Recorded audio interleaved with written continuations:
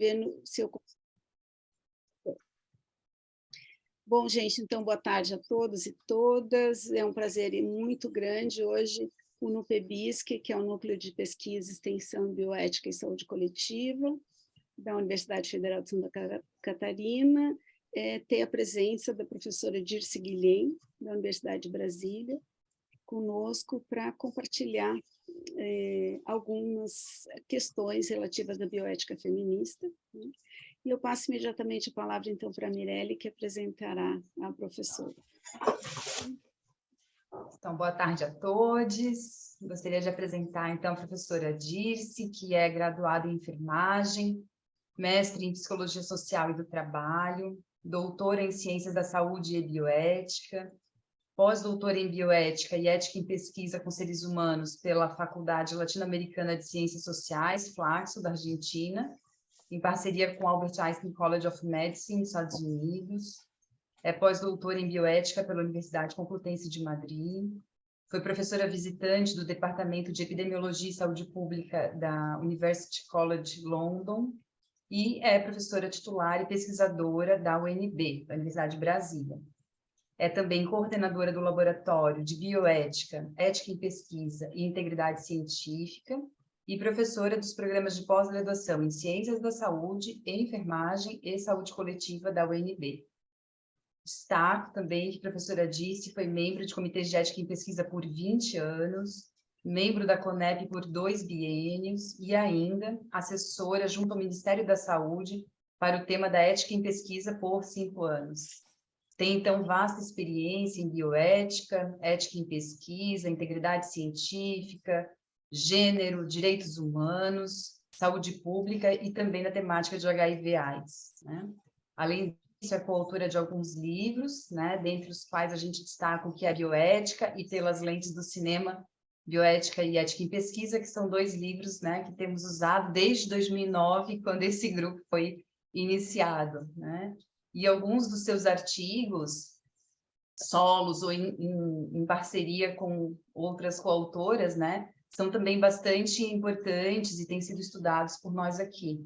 Vale destacar Feminismo, Bioética e Vulnerabilidade, publicado na Revista de Estudos Feministas já no ano de 2000.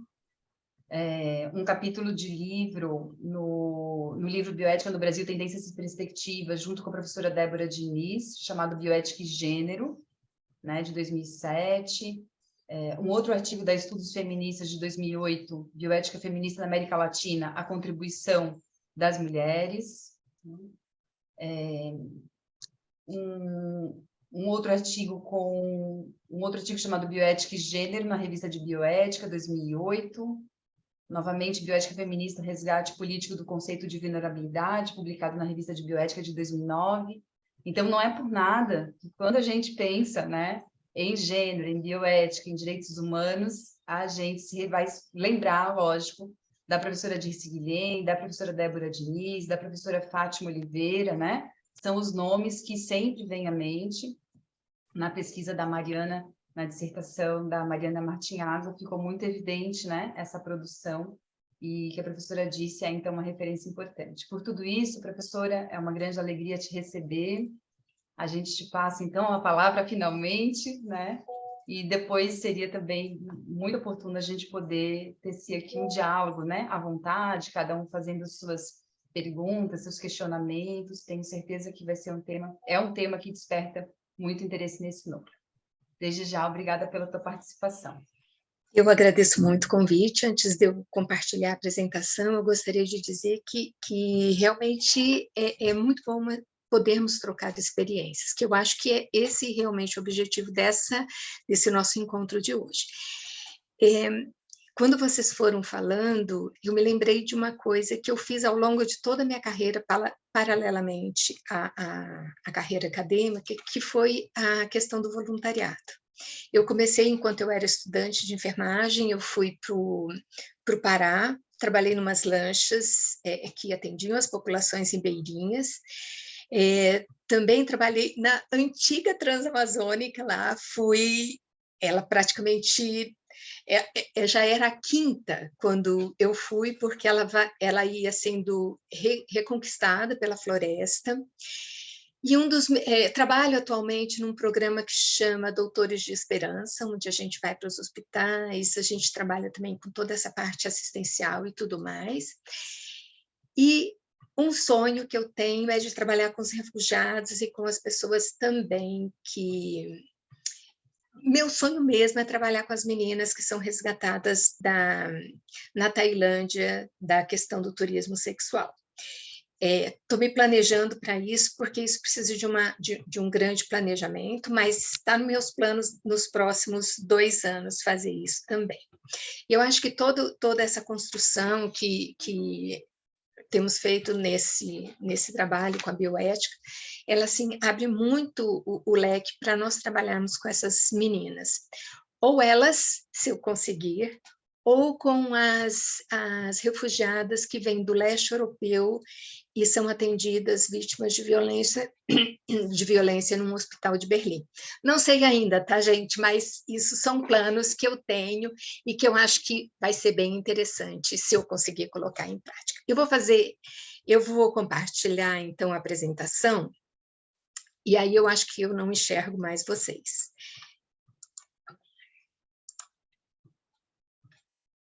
Você pode enxergar sim, se você colocar no modo de visualizar a tela e os participantes. Deixa eu botar aqui, pronto. Vocês estão aqui do ladinho, tá, gente? Então vai ser muito bom ver vocês. Eu fiz uma apresentação na seguinte forma. Tem muitas coisas que eu gostaria de falar. Nem tudo é possível, porque a gente tem um tempo restrito. Então, vou marcar aqui, são 4h30 agora. O que a gente não conseguir discutir pelos slides, aí depois vocês anotam, vão me perguntando, e eu também vou falando com vocês. Bom, eu gostaria de, primeiro, como me aproximei desse tema da bioética feminista. É claro, olha só, gente, a data, 1994, é tempo pra caramba, né? Eu me aproximei da bioética quando eu assumi a disciplina Exercício da Enfermagem, se chamava assim naquela época. Hoje ela foi substituída por uma disciplina muito mais abrangente, que chama Bioética e Legislação Profissional, que eu também sou responsável. E naquele ano que eu assumi essa disciplina, nós incluímos no conteúdo programático as questões relacionadas à bioética.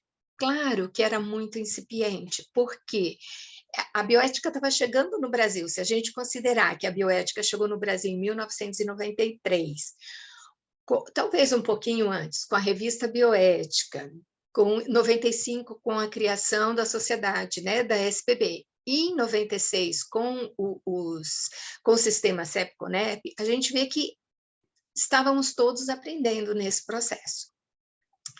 E aí, em 1996, eu entrei no doutorado em Ciências da Saúde na linha de pesquisa bioética. É claro que a abordagem inicial ela foi pela teoria dos princípios. A gente trabalhava, eu acho que a maioria das pessoas entra na bioética pela teoria dos princípios, né? Se aproxima com a teoria, ela é uma teoria fácil de ser trabalhada. Então, a minha ideia inicial, meu orientador era o professor Volney Garrafa, era trabalhar com consentimento informado especificamente no campo das cirurgias, né? Como conseguir o consentimento informado para as pessoas que iriam realizar a cirurgia. Mas acontece que nesse processo eu comecei a fazer algumas coisas separadamente. Então, em 1997, eu me candidatei e fiz esse curso de metodologia da pesquisa em DST-AIDS. E eu recebi a bolsa do Ministério da Saúde, e o meu projeto foi um dos 2 projetos aprovados para financiamento pelo Ministério da Saúde, que foi a aceitabilidade do exame anti-HIV. Vocês veem como, em 97, as mulheres só fariam o exame anti-HIV se elas aceitassem participar. Então, nós tínhamos todo um processo de aconselhamento e tudo mais. E esse projeto, ele foi financiado pelo Ministério da Saúde, E, a partir disso, eu fui começando a me aproximar da bioética feminista. Mas eu acho que o empurrãozinho mesmo, assim, importante, foi a participação no... Aqui eu coloquei na quarta International Conference, o Congresso Internacional de Bioética, que aconteceu no Japão, e a gente teve também uma reunião da Feminist Approach to Bioethics. Então, elas estavam começando a trabalhar juntos, né?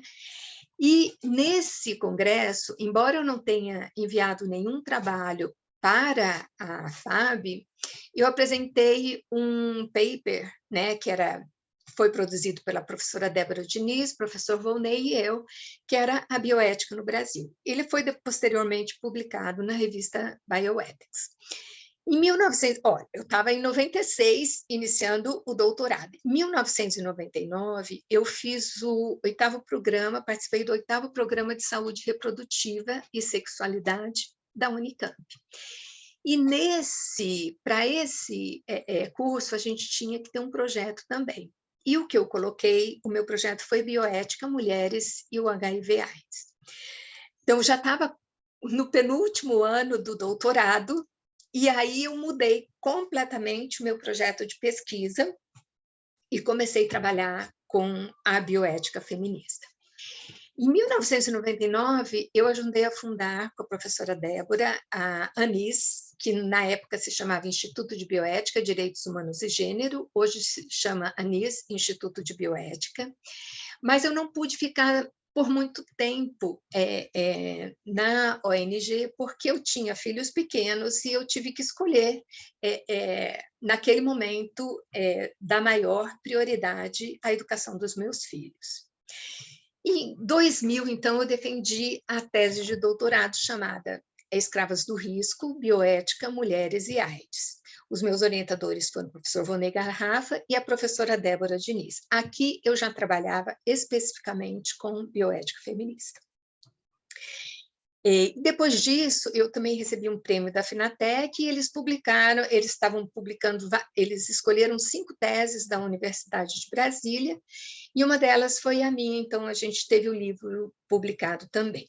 Uma das questões que foi apontado na minha defesa de doutorado foi que colocar um título como Escravas do Risco, eu recolocaria as mulheres numa posição de subserviência e tudo mais, que era o que justamente eu estava tentando retirá-las por meio da bioética feminista.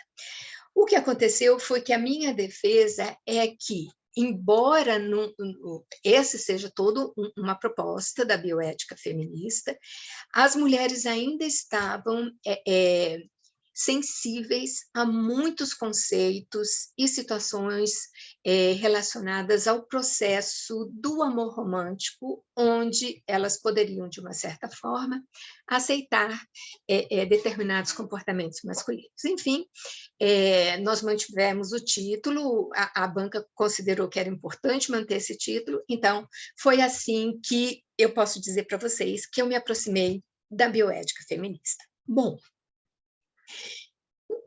quando a gente trabalha com bioética crítica, de inspiração feminista, eu acho que, claro, vocês já trabalhando com esses temas, mas eu acho que é importante dizer por que ela se chama bioética crítica, porque ela vai fazer uma crítica importante à teoria dos princípios. Ela surge no início dos anos 90, mas ela vem um pouquinho antes, ela teve uma origem anterior, e que a gente pode dizer que foi sendo construído esse modelamento inicial e toda a consolidação do corpo teórico da bioética, né? Da bioética de orientação feminista. É interessante notar também que, diferentemente, né, da bioética principialista, que se consolidou no final dos anos 70, e durante todos os anos 80, aqui nós já temos uma importante inserção das antropólogas, filósofas e enfermeiras. E isso é bem interessante, porque quando eu fui ao Congresso de Tóquio, eu verifiquei que realmente essas pensadoras, elas estavam presentes lá. E a gente teve a oportunidade de conhecer, então, a Helga Cuse, que é aquela australiana enfermeira, que trabalhou com o tema do empoderamento das enfermeiras, especificamente. E outras coisas também, claro. E, nesse contexto, surgem as discussões, né, sobre gênero, racismo, classe social, relações de trabalho na bioética, entre outros temas que foram considerados importantes. Os primeiros livros da bioética feminista, com a Rosemary Tong e tudo mais, ela vai mostrar exatamente como é que se consolidavam as relações de trabalho nas instituições meritórias, sejam universidades, sejam instituições de saúde. Aí não é possível falar de bioética crítica feminista sem falar da crítica aos princípios. Então, os princípios, eles são importantes, muito importantes. Eles nos aproximam da bioética maravilhosamente bem. Só que tem alguns problemas que são importantes e que a bioética feminista, ela vai mostrando, olha, a manutenção do status quo da disciplina com esse elitismo ético, onde acadêmicos e profissionais de saúde eram as pessoas que detinham conhecimento sobre bioética, isso precisa ser deixado de lado, porque nós temos que incluir novas e diferentes vozes. O foco no indivíduo, claro, a gente tem a teoria dos princípios, tem um background anglo-saxão, e o indivíduo é o foco da bioética, né, do processo de tomada de decisões. Por outro lado, a bioética feminista vai dizer, não, a gente não pode olhar só para a pessoa, a gente tem que olhar para a pessoa e para o seu entorno social. Porque se nós olharmos o indivíduo, o que acontece? A gente vai ter uma preocupação individualista e muitas vezes desconsiderando todo aquele entorno no qual ele vive. E a bioética crítica vai dizer, olha, o foco no indivíduo não dá certo, nós temos que nos preocupar com os grupos vulneráveis, com os tradicionalmente oprimidos. Então, ela traz para o jogo a questão das mulheres, das crianças, das minorias étnicas e raciais, entre outros grupos que eram tradicionalmente desconsiderados nos estudos éticos.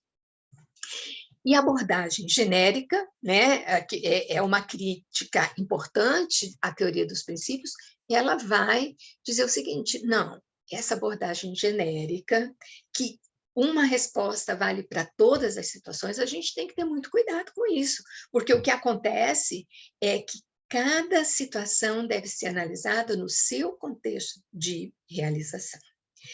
E é justamente isso que vai sendo colocado. O isolamento, a desconsideração pelas pessoas em situações de vulnerabilidade. E a bioética feminista vai adotar, na verdade, e apontar também para o pluralismo ético. Respeito aos diferentes posicionamentos, a ética da justiça e a ética do cuidado, e a inclusão das questões de gênero, das diferenças de gênero e da diversidade no contexto dos estudos éticos. E, claro, a gente não pode deixar de falar da Carol Gilligan. Ela foi muito importante, não apenas para a bioética feminista, mas ela foi importante para outras profissões, enfermagem, educação, psicologia, e a bioética feminista, claro, porque ela vai dizer o seguinte, o desenvolvimento moral é inerente a homens e mulheres. Mas por que será que a Gilligan estudou isso? Ela estudou justamente porque ela tinha trabalhado com Oberg. E disse o seguinte, o desenvolvimento moral é só para homens. As mulheres são imaturas, então elas não podem se desenvolver do ponto de vista ético e moral. E ele vai trabalhando todo um processo de seis estágios, em 3 níveis diferentes, e ele trabalha com dilemas. E a Carol Gilligan vai dizer o seguinte, não, a gente precisa incluir as mulheres nesse contexto. E ela, dizendo isso, ela se torna realmente uma referência para muitas teorias feministas, mas as pessoas dizem o seguinte, olha, quando você coloca, né, em polos diferentes, ética da justiça e ética do cuidado, você está essencializando de novo os posicionamentos masculinos e femininos. Mas a Carol Gilligan, nesse livro dela, eu coloquei o livro, a tradução tem uma edição agora de 2021 da editora Vozes, eu achei bem interessante, eu vou pedir, porque eu tinha o outro que era da Rosa dos Ventos, né? Ela vai colocar o seguinte, a ética da justiça é predominantemente masculina. No entanto, as mulheres adotam em muitos momentos a ética da justiça. Assim como a ética do cuidado, que é predominantemente feminina, muitos homens também a adotam, dependendo das situações que eles vivem. Então, essa divisão entre abordagem abstrata, abordagem contextual, separação humana, conexão humana, a gente tem que analisar não apenas nos extremos, mas em todas as fases, em todas as diferentes possibilidades em que elas aparecem entre os extremos. E aí nós temos, então, a questão da entrada dos sentimentos, das emoções, dos relacionamentos pessoais e comunitários, e essa ideia ela é assumida por muitos programas de desenvolvimento humano, porque quando esses programas focam na mulher, eles focam exatamente pela possibilidade que a mulher tem de promover infraestrutura familiar. Então, é nesse contexto que a Gilligan faz a sua proposta. Tem problemas? Tem questionamentos? Tem. Mas a gente sabe que a questão mais importante, que a partir de Gilligan estava presente na sociedade, o pluralismo moral. O que significa isso? Não adianta um determinado grupo falar em nome de outros. Não adianta homens falarem em nome de mulheres. O pluralismo moral, ele exige o quê? Ampliação do debate moral. Né? Quando você inclui novas e diferentes vozes, você está ampliando o cenário onde ocorre o debate e está ampliando também as possibilidades de você encontrar novas questões e novas respostas. Com o pluralismo moral, surge a questão de que o dissenso se torna muito bem-vindo. O consenso, ele pode ser alcançado, mas antes disso você precisa do dissenso. Por quê? Porque aí você permite que as pessoas falem, escutem os outros e elas possam também trabalhar no sentido de chegar a um consenso sempre que possível. Às vezes, isso não é possível, né? É interessante que a gente precisa pensar que as opiniões, elas emergem da vida em sociedade. E o Estado, nesse caso, laico, entre aspas, não discrimina nem privilegia diferentes concepções morais. Bom, a gente sabe que nem sempre ocorre dessa forma, né? Eu vi várias pessoas dizendo que trabalham com a questão do aborto legal, com a questão da defesa do aborto, são dos comitês. Então, a gente vê que sim, que o Estado, embora ele se diga laico, ele também vai pender para um determinado posicionamento. E é muito interessante também, por exemplo, a professora Mirella, ela estudou lá com o professor Diego Grácia, e ele é uma pessoa, ele, o grupo da Complutense, são pessoas que trabalham muito com a questão de se encontrar a melhor possibilidade possível para aquele caso que está sendo trabalhado. Mas vocês veem que durante 20 anos, né, o professor... o professor Miguel Ángel, ele trabalhou, por exemplo, no caso do Ramon Sampedro, que solicitava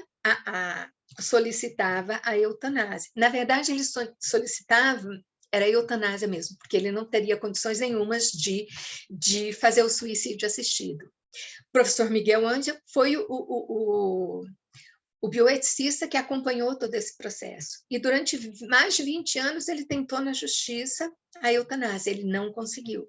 Agora, 2 anos atrás, vocês veem que é sempre um processo. Há 2 anos atrás, existe uma lei na Espanha que permite, então, a realização do suicídio assistido e eutanásia em casos terminais.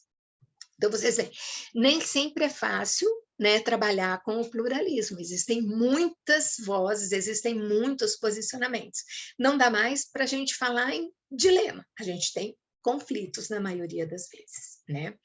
E o exercício da tolerância, isso é muito importante, porque quando nós trabalhamos com a questão do pluralismo, nós temos que aprender a respeitar, tolerar e aceitar aquilo que está sendo colocado pelo outro. Isso é muito importante, principalmente quando nós trabalhamos nas instituições de saúde, onde a bioética dos princípios, ela traz muito a questão do benefício, do paternalismo médico e profissional, quando nós queremos escolher pelo outro o tratamento que ele vai seguir. E, na verdade, a gente não pode agir dessa forma, a gente tem que apresentar as possibilidades para que essa pessoa possa tomar, então, as decisões. Bom, falando um pouquinho da bioética feminista, né? Eu coloquei a Susan Sherry como referência, a Rosemary Tong, a Helga Kius, eu coloquei meu livro também, mas tem muitas outras pensadoras, tá? Eu só para trabalharmos esses temas que estão aqui. Primeiro, resgate das pessoas tradicionalmente oprimidas. Nós estamos falando do início da bioética. Mulheres, pobres, idosos, enfim. Existem muitas outras classes de pessoas que são oprimidas. E mais, gente, quando nós pensamos em mulheres, nós vemos que existem diferentes níveis de cristalização da vulnerabilidade, porque ela pode ser pobre, ela pode ser negra, ela pode não ter escolaridade, e tudo isso vai somando nesse processo de cristalização. Mas quando a gente fala em resgate dessas pessoas, a gente dá visibilidade a essas questões, né? Então, torna visível também a hierarquização que existe na sociedade, porque nós temos estruturas de poder legitimadas. Então, você traz as pessoas, os grupos oprimidos, torna visível a hierarquização e as estruturas de poder. Introduz as questões de gênero, classes sociais e profissionais, né, no contexto da bioética. Uma questão bem importante, eu já falei das diferenças e ao dissenso, isso a gente é uma defesa da bioética feminista, mas eu acho que um aspecto que nós precisaríamos falar é sobre a defesa do relativismo ético, mas a bioética feminista é frontalmente contra o erro moral da opressão. O que significa isso? Significa que sempre que possível nós vamos respeitar as diferenças existentes nos diferentes contextos nos quais nós trabalhamos. Mas, se houver o que se chama do erro moral da opressão, isso a gente não pode defender de forma nenhuma. E um exemplo disso, por exemplo, é a questão da circuncisão feminina, né? Como ela foi...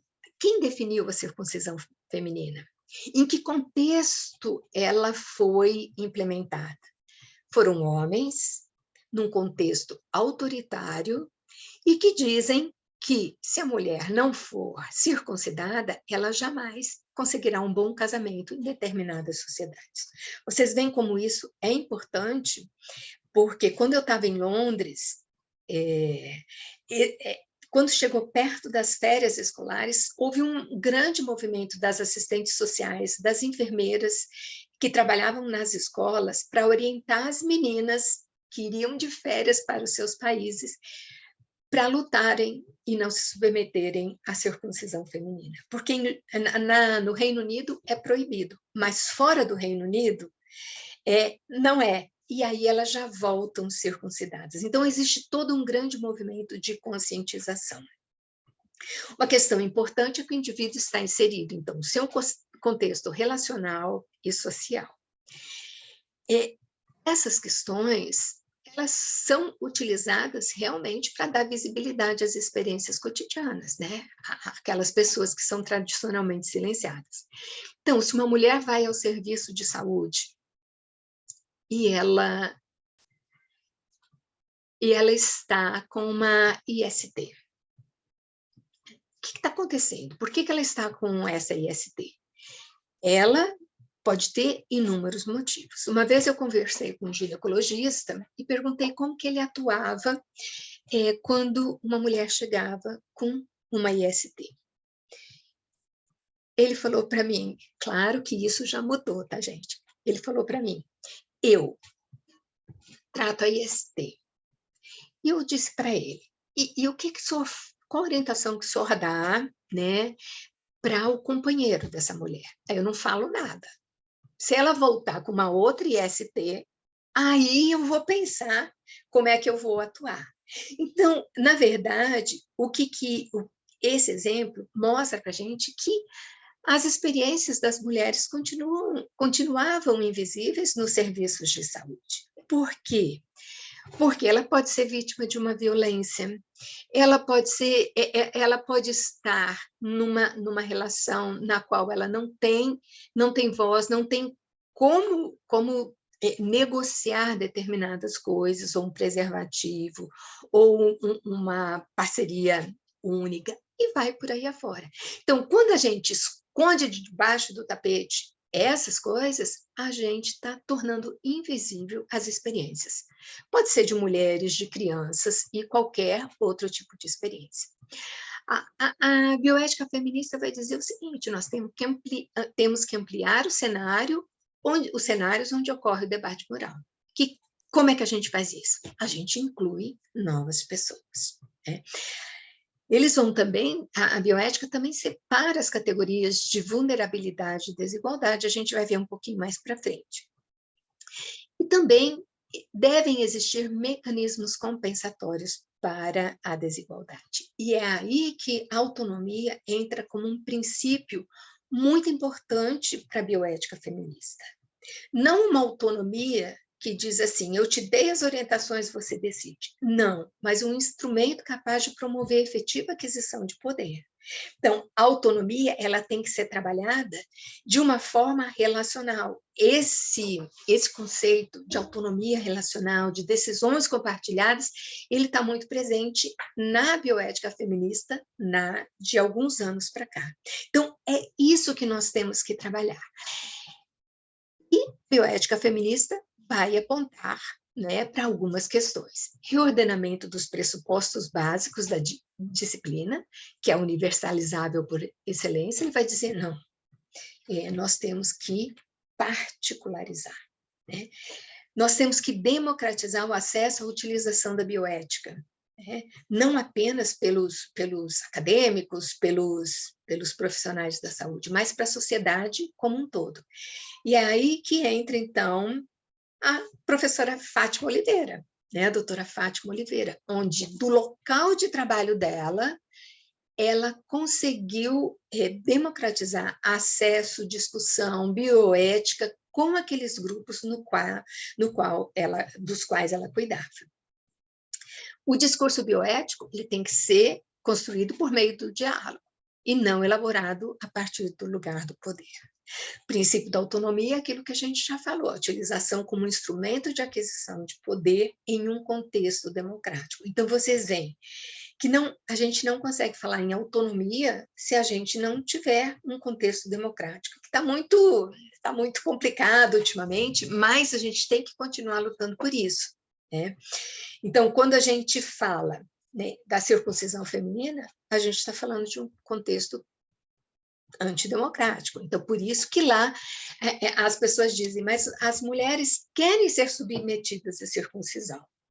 Como que uma menininha de 2 anos vai dizer, eu quero me submeter à circuncisão? Uma menina de 5 anos. É claro que não ocorre dessa forma. Existe toda uma imposição dessa situação. Diminuição da hierarquização, desigualdade e dos privilégios socialmente construídos. e o combate intransigente ao erro moral da opressão. Então, a bioética feminista, ela tem, na verdade, um trabalho hercúleo, porque vocês veem como é que você desmantela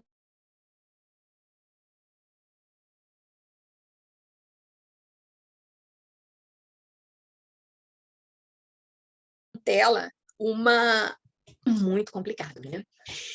Agora, já trazendo mais para a atualidade, a partir de 2015, alguns temas foram foram indicados como muito importantes a serem trabalhados, né? A Anne Dungy, que é uma pessoa fantástica e que trabalha com bioética feminista ao longo desse tempo, ela vai dizer as questões reprodutivas. Então, nós temos que trabalhar com os direitos sexuais e reprodutivos, incluindo a reprodução assistida. Então, tudo que envolve direitos sexuais e reprodutivos tem que ser colocado nesse contexto, tem que ser olhado de uma forma diferenciada. A questão da saúde pública, do acesso aos serviços, das iniquidades em saúde, tanto nacional como globalmente. Então, a gente vai ver agora, por exemplo, quem vai trabalhar com os refugiados, né? Como é que a gente vai dar acesso aos serviços, né? Como que a gente vai trabalhar do ponto de vista nacional, quando a gente tem que trabalhar globalmente também, porque nós temos refugiados entrando de diversos países, da África, da América Central, da Venezuela, e, enfim, como é que vamos trabalhar com essas questões, né? Não estava tão presente quando ela escreveu, ela atualizou esse verbete de bioética feminista. Mas a gente tem hoje uma mobilidade humana a nível internacional, a nível mundial, que é muito complicada, né? A outra questão, a deficiência e a personificação. Então, ela já coloca a questão do modelo social da deficiência como sendo importante, mas, mais recentemente, o modelo social da deficiência ele tem que ser olhado sob a ótica dos direitos humanos. E nem sempre é fácil. Eu acho que se a gente conseguir chegar no Brasil rápido, se a gente conseguir chegar ao modelo social da deficiência, a gente já vai estar ganhando bastante coisa. É claro que nós temos trabalhado muito com a questão dos direitos humanos, mas não é fácil você ajustar essas questões, né? Psiquiatria e saúde mental, então, todas as questões relacionadas a isso, especialmente para as mulheres, que algumas vezes são relegadas, né, a um segundo plano.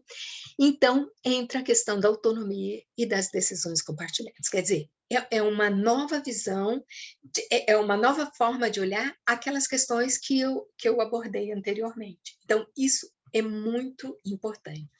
Mas nós temos desafios ainda que precisam ser... Nossa, eu nem sei como conseguiríamos resolver esses desafios, né? Respeitar a diversidade. Eu estava conversando com meus alunos faz uma semana, e nós estávamos conversando sobre a diversidade das pessoas que eles vão atender. E eu disse para eles assim, qual vai ser o posicionamento de vocês quando vocês tiverem uma mulher trans que está com câncer de próstata? Nós vamos encontrar essa questão. O que você vai fazer quando um homem trans, né, estiver com câncer de útero? E vai por aí afora. Eles nunca tinham pensado sobre essas questões. E isso a gente tem que começar a trazer para o nosso debate, porque elas são importantes, nós vamos encontrar essas questões, né? A outra questão da defesa dos oprimidos, nós não podemos fugir dessa questão, né? Não podemos fugir, os oprimidos, eles continuam existindo. Então, como é que vamos trabalhar com isso? Como vamos trabalhar com as pessoas tuteladas que chegam vítimas de violência nos serviços de saúde e que estão com o violentador? Como vamos trabalhar com essa questão, né? Minimizar as desigualdades, ou seja, hoje se nós pensarmos nessa questão de minimizar as desigualdades, nós vemos que temos também um longo caminho a ser percorrido, e também o exercício da tolerância. Bom, eu botei aqui alguns conceitos importantes, mas eu acho que eu vou passar rapidinho daqui, tá? Porque é o seguinte, nós temos a diversidade sexual. Claro que sexo e gênero, eles são diferentes, né? São conceitos diferentes. Mas o que a gente quer mostrar é quais são as implicações para as práticas de saúde. Então, nós temos aspectos positivos de analisarmos aqueles dois conceitos. Quais são os aspectos positivos? Nós vamos lançar um novo olhar para as questões relacionadas à reprodução e à sexualidade e ao corpo, né? Aquele exemplo que eu dei agora há pouco é bem voltado para isso. Uma sensibilidade de gênero, né? Para o ensino da racionalidade ética, do processo de tomadas de decisões e julgamento moral também, e o reconhecimento do pluralismo moral. Ok, mas a gente tem aspectos negativos também. E a gente pode ter adoção de comportamentos desrespeitosos, né? Quando o profissional de saúde encontra essa diversidade e essa diferença. E a cristalização de concepções autoritárias também. Alguns exemplos que a gente pode citar: a objeção de consciência. Normalmente, a questão da objeção de consciência, ela está muito ligada ao início da vida e ao fim da vida. Ela está relacionada à questão dos direitos sexuais reprodutivos no início da vida e no fim da vida ao processo de tomada de decisões. Então, muitas vezes, essa cristalização das concepções se dá no sentido de que não se atendem às pessoas que precisam, por exemplo, de um aborto legal. Aqui no Distrito Federal, nós temos um programa que chama Programa Violetas, e esse programa ficou 2 anos sem enfermeira. Por quê que ele ficou sem enfermeira? Porque as enfermeiras alegavam a objeção de consciência. Nem era esse termo que elas utilizavam, tá? Era outro termo, mas objeção de consciência. E depois de 2 anos, nós conseguimos uma enfermeira para trabalhar no programa, e ela disse o seguinte: eu sou contra o aborto, mas eu acredito que as mulheres que procuram o programa têm direito constitucional de atenção à saúde, inclusive na questão do aborto. Então, vocês veem que as pessoas começam a ampliar mais esse olhar. As pesquisas envolvendo grupos vulneráveis, né? Se a gente não incluir mulheres nas pesquisas, se a gente não incluir, por exemplo, pesquisas sobre envelhecimento, não incluir as pessoas com demências nas pesquisas, como nós vamos produzir medicamentos que sejam direcionados a esses grupos? Claro que a gente sabe que a pesquisa com seres humanos, a gente começa sempre com um grupo que não é considerado vulnerável, de preferência. E depois passamos, o medicamento considerado seguro, passamos para um grupo vulnerável. A bioética feminista apontou um caso importante da pesquisa com mulheres, no caso da AIDS. A autora dizia o seguinte: as mulheres só entraram nas pesquisas para antirretrovirais 10 anos depois que os primeiros homens foram incluídos. E elas entraram não por causa da saúde delas, mas para prevenir a transmissão vertical. Então, vocês vejam, aí nós temos também um problema muito sério, porque não se pensava na mulher, se pensava no feto. E nessa ocasião, eu conversei com a pessoa responsável no Ministério da Saúde pela saúde da mulher. E ela disse: é essa a ideia, é prevenir a transmissão vertical. Eu falei: mas e a mulher? Como é que a gente faz com ela? Ela falou: ela vem em segundo plano. A criança, o feto, vem em primeiro lugar. Né? E eu coloquei aqui a atenção dispensada aos imigrantes, nem sabia que ia ter alguém trabalhando com isso, mas muitas vezes ela é direcionada de uma forma a desconsiderar todo esse contexto, né? ver qual que é o contexto do imigrante. Vamos pegar em Roraima. Alguém disse que vai trabalhar em Roraima. É o venezuelano, né, que teve que abandonar tudo, vendeu. Eu assisti uma entrevista agora, recentemente, que a moça era um casal e a moça disse: eu vendi meu cabelo também. Meu cabelo era grande e eu tive que vender o meu cabelo. E ela estava com o cabelo assim, bem curtinho. Grávida, dormindo na rua. E aí, então, eles foram... um grupo, uma ONG que estava trabalhando, levou para um abrigo e levou para o processo de atenção para Natal. Então, assim, são muitos desafios que nós estamos enfrentando.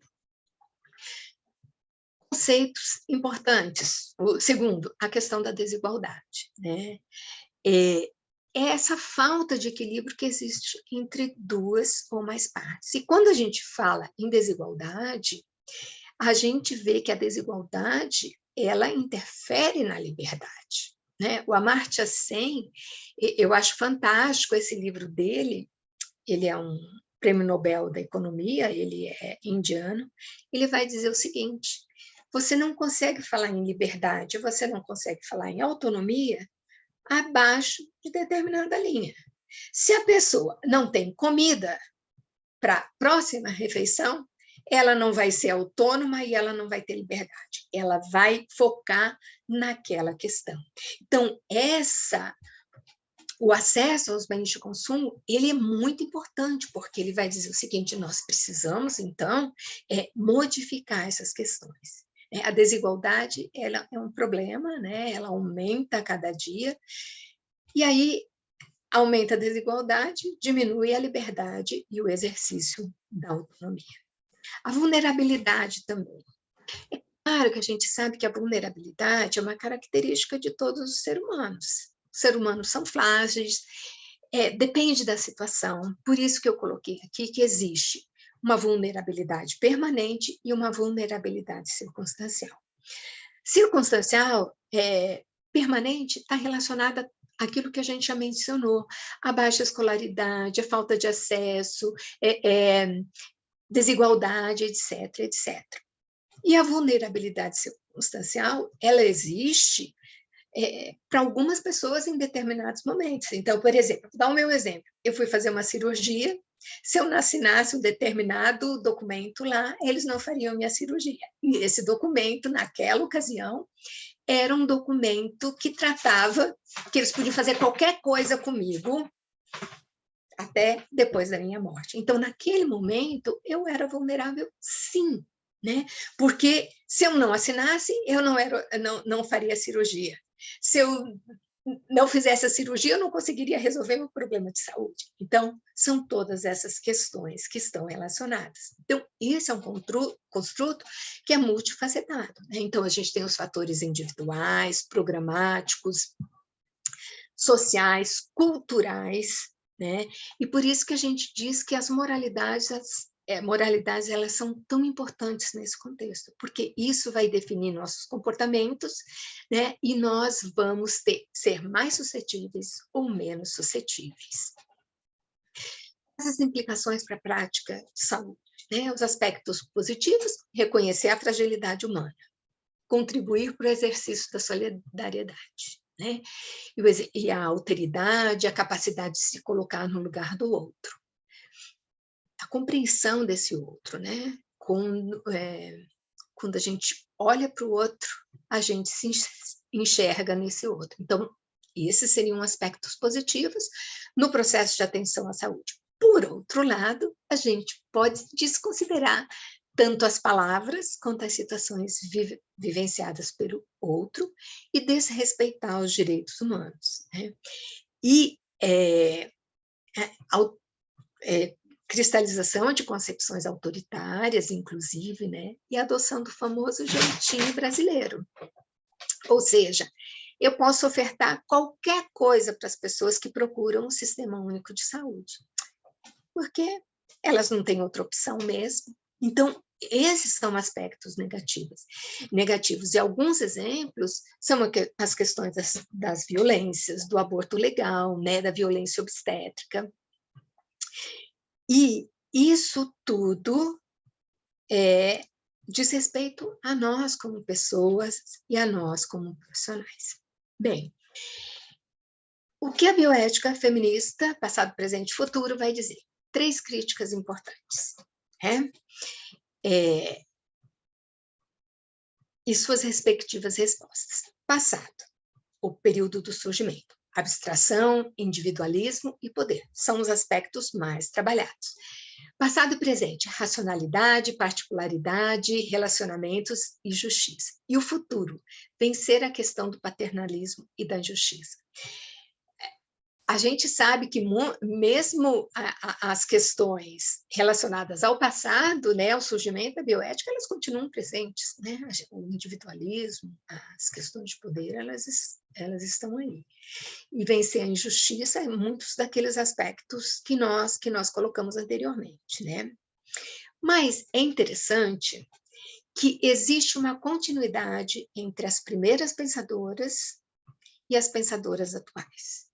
Ou seja, é justamente por esse fio que perpassa passado, presente e futuro. Muitas críticas que foram efetuadas, elas permanecem muito valiosas. E as críticas são filosóficas e precisam encontrar correspondência na prática. Justamente por isso que quando a gente observa um tema específico, um conceito específico, a gente tem que trazer para o nosso contexto da prática. Mas, sem a teoria crítica, não se pode entender e depois mudar o que é considerado uma má prática, ou seja, uma conduta imprópria no processo de relacionamentos e de atenção à saúde. Bom, eu coloquei aqui só algumas publicações. Eu coloquei essas 3 aqui, da Susan Sharing, Rosemary Tong e Helga Tiusi, que foram, assim, algumas primeiras referências muito importantes e muito fortes no contexto da bioética internacional. E eu coloquei esses daqui. A professora Fátima Oliveira, a gente não pode deixar de falar nela, porque ela foi uma figura muito importante nesse contexto de trabalhar a bioética como uma face da cidadania. Depois nós temos esse livro da professora Marilena Correia, que também trabalhou com tecnologias reprodutivas. A professora Débora Diniz, que também teve uma tese de doutorado sobre conflitos morais e bioética, e eu coloquei o meu livro também, mas eu já tinha colocado antes. Tá? Agora, a bioética feminista no Brasil, muitas vezes ela não é denominada especificamente bioética feminista, mas ela traz para nós o compromisso ético com todas as questões relacionadas à valorização humana, aos oprimidos, aos vulneráveis, independente de gênero e identidade sexual. Então, acho que isso é muito importante. E como eu coloquei anteriormente, sim, a bioética feminista surge no Brasil paralelamente à entrada da bioética como disciplina no Brasil. A bioética, entre 93, 96, 97, a gente já estava trabalhando com a questão da bioética feminista. Bom, eu vou mencionar aqui para vocês algumas pesquisas que eu acho que são importantes. São 4 pesquisas, tá? 2 do começo, quando a gente começou a trabalhar com bioética feminista, e 2 mais recentes. Então, essa pesquisa, chamada Enfermagem, Mídia e Bioética, foi a primeira dissertação de mestrado que eu orientei depois que eu me cadastrei no programa de pós-graduação como orientadora, programa de pós-graduação em Ciências da Saúde. Essa pesquisa, ela foi um presente para nós, e nós tivemos a oportunidade de apresentá-la no 5º congresso, na 5ª Conferência Internacional de Bioética Feminista. Na verdade, quando nós encaminhamos, a gente encaminhou para uma apresentação oral normal, de 15 minutos, era 10 minutos e 5 para perguntas. E nós recebemos o convite para participar da sessão de abertura do Congresso de Bioética Feminista. Então, foi muito, muito importante trabalhar e receber perguntas, receber respostas e tudo mais. E a gente publicou também um capítulo de livro. Rapidinho, para vocês verem como nós utilizamos, né, nós fizemos a metodologia. A gente trabalhou com textos também nessa pesquisa, mas eu vou mostrar só eu vou mostrar as fotografias, tá? Que a gente utilizou. E a gente trabalhou com todo o significado da imagem, né? E nós tivemos, depois, a oportunidade de categorizar empiricamente as categorias síntese para chegarmos aos personagens morais que são veiculados nas fotografias pela mídia. Então, nós tivemos a enfermeira-mãe, Santa, o anjo, a sombra do médico, a mulher objeto e a doutora enfermeira. E a doutora enfermeira foi assim, muito interessante, porque ela surgiu na época na época da humanização do parto e nascimento, né? Quando as enfermeiras, pelo Ministério da Saúde, puderam trabalhar no parto normal, sem distócia. E aí houve todo um questionamento da categoria médica nesse processo, e tem uma capa muito legal da revista Isto É, onde aparece a enfermeira calçando as luvas. Então, isso foi muito interessante.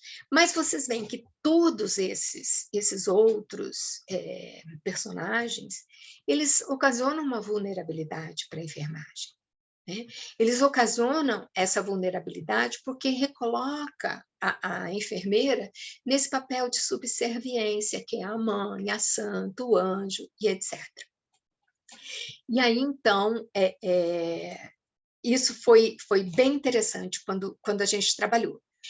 Eu só coloquei aqui como é que nós montamos as tabelas. A gente analisou tantos elementos denotativos, que é aquilo que você vê. Então, qual é o sexo, quais são os instrumentos de trabalho, qual é a roupa e todas essas coisas. Esses elementos denotativos, eles estão associados àquela imagem que é divulgada. A gente analisou também os aspectos conotativos. Eu sei que está muito pequenininho, mas eu peço desculpa porque eu tive que colar da dissertação. Então, a gente vai trabalhando com papel, com comportamento, com atitudes, até chegar às categorias empíricas. E depois a gente fez toda uma análise havia 4 unidades icônicas, né? E realmente foi um trabalho assim, muito grande, mas valeu super a pena porque ela mostrou exatamente aquilo que estava acontecendo. Eu incluí essa pesquisa e deixa eu contar para vocês por quê. Essa pesquisa se chamava Mulheres e Profissionais da Saúde, né? Foi uma dissertação de mestrado também, tá?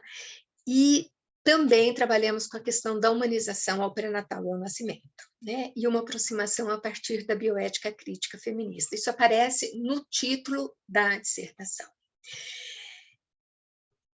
E nós conseguimos publicar esse artigo na revista Texto e Contexto, que é também da UFSC, né? do Departamento da Enfermagem. E esse artigo, Mulheres e Profissionais da Saúde, o Imaginário Cultural da Humanização ao Parto e Nascimento, ele já foi citado 128 vezes, olhei hoje pelo Google, por meio do Google Scholar. Por que esse artigo de 2100, ele retoma as publicações atuais? É a questão da violência obstétrica. Então, embora naquele tempo não se utilizasse a terminologia violência obstétrica, nós conseguimos mostrar que as mulheres eram desrespeitadas no processo do parto e nascimento. Então, isso foi bem interessante, agora revisitando essas pesquisas para trazer aqui para vocês, porque ela mostra que, às vezes, algo que está lá atrás, ele pode servir de referência, que você fez lá atrás pode servir de referência para algumas pesquisas atuais. Então, esse artigo E aí a gente recebe aqueles alertas do Google, né? Do Google Scholar, assim, sei lá, 5 citações do seu artigo, 2 citações do seu artigo, aí você vai lá ver e fala, nossa, por que será que esse artigo está sendo citado, né? E aí eu trouxe 2 pesquisas atuais, já tomando como referência aqueles novos temas que devem ser trabalhados pela bioética feminista. Então, essa pesquisa, nós estamos trabalhando com deficiência bioética e cuidados de enfermagem e reabilitação. Nós apresentamos, né, a pesquisa no Congresso de 2020 e recebemos o prêmio que foi financiado pelo Wellcome Trust. E depois disso, a gente também fez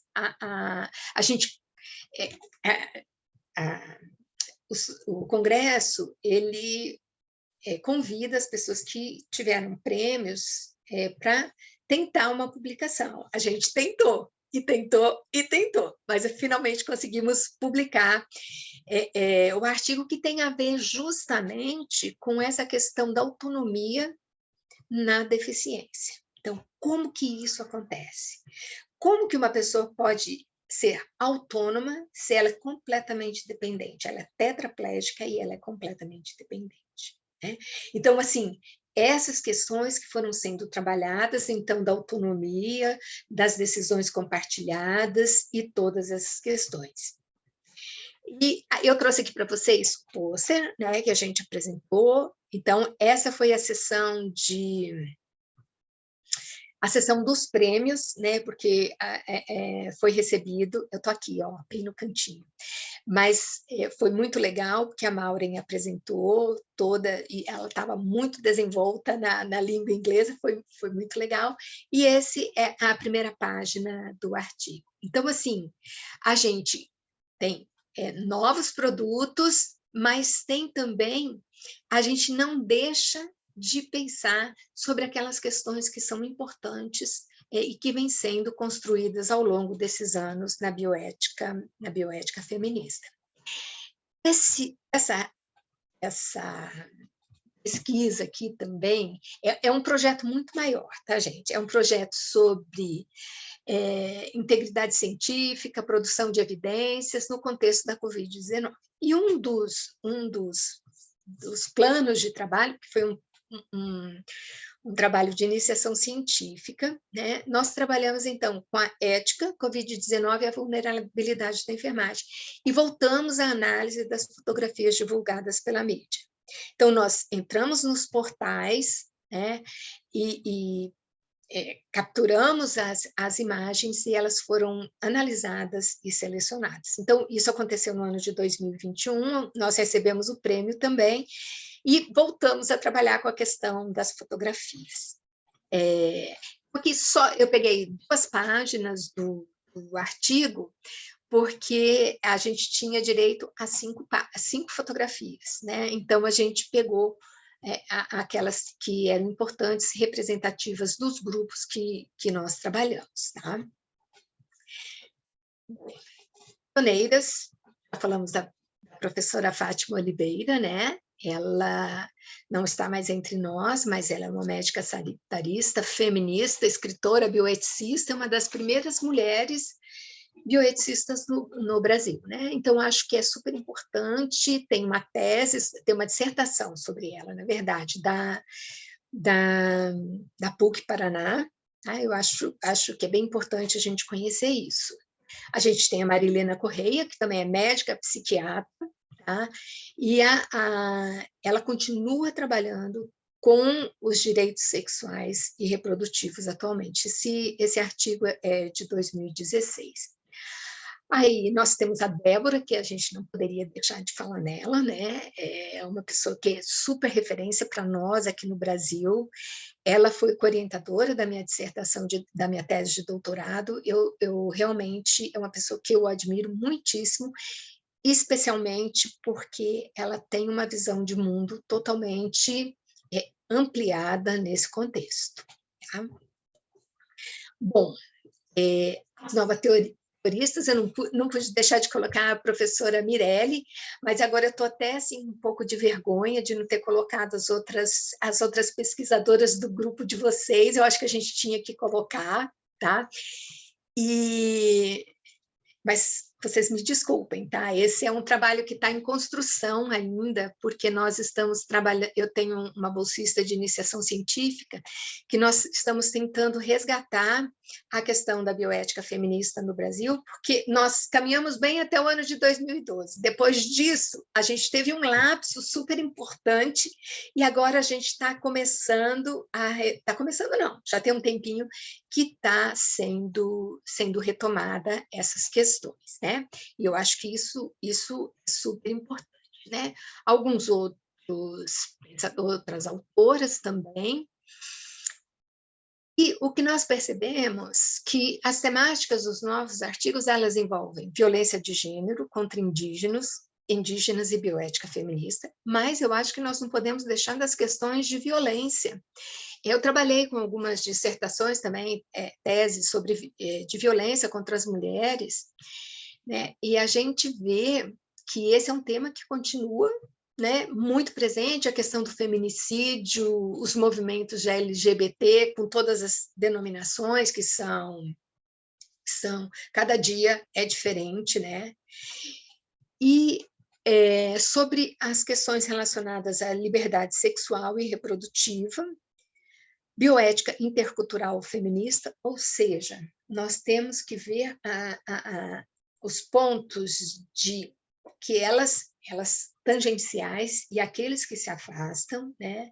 E aparece aqui a violência contra a mulher e algumas lacunas nos artigos brasileiros, normalmente relacionadas à bioética queer e toda a diversidade sexual.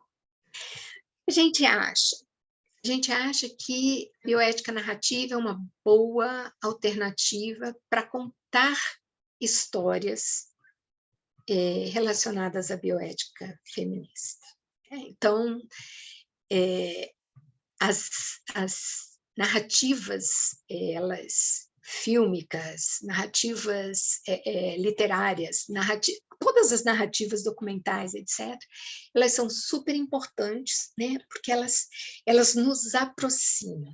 Eu acho que a grande importância das narrativas é a possibilidade de aproximar ou o leitor, ou o pesquisador, ou o profissional de saúde ao contexto no qual essas situações ocorrem. A bioética, algumas possibilidades, tá, gente, da bioética feminista narrativa seriam direito à educação, direitos políticos, liberdades civis, olha quanta coisa, coisas que estavam presentes no início da bioética, continuaram acontecendo, estão presentes na nossa vida em sociedade atualmente e devem persistir. Né? Quando eu penso aqui, eu coloquei vários temas, quando eu penso na pobreza menstrual, essa narrativa, ela perpassou toda a sociedade, né? Ou na defesa, ou no contrário, ou na desigualdade e a pobreza menstrual e todas essas coisas. E as histórias que vêm sendo contadas, das meninas que não podem ir à escola porque não têm absorventes e não têm como ir à escola e estarem protegidas durante o processo menstrual. Das meninas que têm que decidir se continuam na escola ou não, por causa da vergonha que elas têm dessa pobreza nesse contexto. Né? Então, a bioética feminista narrativa seria uma possibilidade que eu estou trazendo para vocês, para a gente contar essas histórias de mulheres, meninas, idosos e todas as pessoas que estão numa situação desigual em relação ao contexto no qual nós vivemos. Eu trouxe essa imagem do Bensky, né, que ela tem uma narrativa, vocês concordam? Ela nos mostra uma coisa super importante. Tradicionalmente, os meninos, eles brincam com super-heróis. E a gente está vendo ali o Homem-Aranha e o Batman. Mas ele escolheu brincar com a heroína enfermeira do sistema de saúde da Inglaterra. Então, vocês veem, tem toda uma história que se conta por trás. Por que que ela virou heroína nesse contexto da pandemia? Por que que essas questões, por que que as crianças conseguiram reconhecer isso? Por que que um artista trouxe essas questões para nós? Não é verdade? Então, a gente tem tudo isso, e quando a gente... e aí, retomando a questão das fotografias, quando a gente olha as fotografias, cada fotografia tem uma narrativa. Então, é por isso que a gente tem que estudar como essas o que essas fotografias estão falando, né, entre aspas, ou estão mostrando para a sociedade como um todo. Então é isso, gente. Muito obrigada. Estão aí meus contatos, tá? E eu estou super à disposição aqui agora para a gente discutir. Obrigada mesmo. Excelente, Dirce. Obrigada, gente. Muito obrigada. Marta, a gente encerra a gravação por aqui para continuar o diálogo? Sim?